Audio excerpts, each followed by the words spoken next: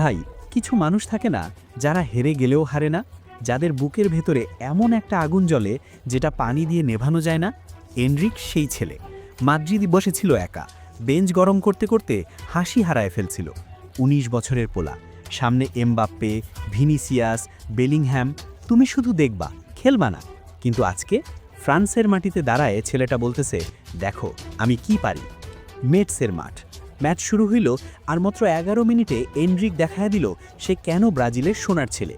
তলিসো একটা লম্বা বল ফেলল, এনরিক বুকে নামায়া গোলকিপারকে একটা সুন্দর চিপ, বল জালে।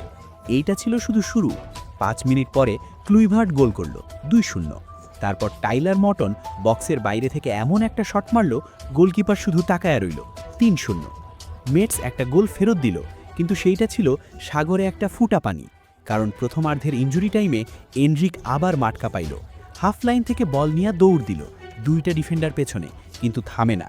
গোলকিপারের সামনে গিয়া এমন ঠান্ডা মাথায় বল ঢুকাইল যেন বাড়ির উঠানে খেলতেছে। ৪-১, হাফ টাইমের আগেই। দ্বিতীয়ার্ধে মেটস আরেকটা গোল দিল, ৪-২। কিন্তু ৮৭ মিনিটে পেনাল্টি বক্সে এনরিককে ফাউল। সে নিজেই বল নিল, সবাই চুপ।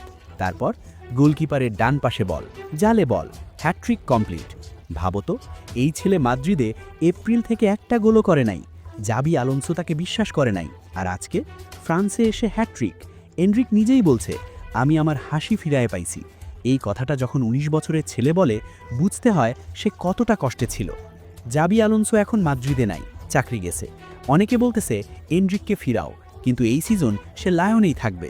মার্সেইয়ের সাথে মাত্র ২ পয়েন্টের গ্যাপ। চ্যাম্পিয়ন্স লিগের স্বপ্ন দেখতেছে লায়ন। তোমরা কি মনে করো, এনরিক মাদ্রিদে ফিরে জায়গা পাবে? কমেন্টে জানাও। এই ছেলের ভেতরে যে আগুন আছে সেইটা নেভা সহজ না। আজকে মেটস দেখলো, কালকে পুরো ইউরোপ দেখবে।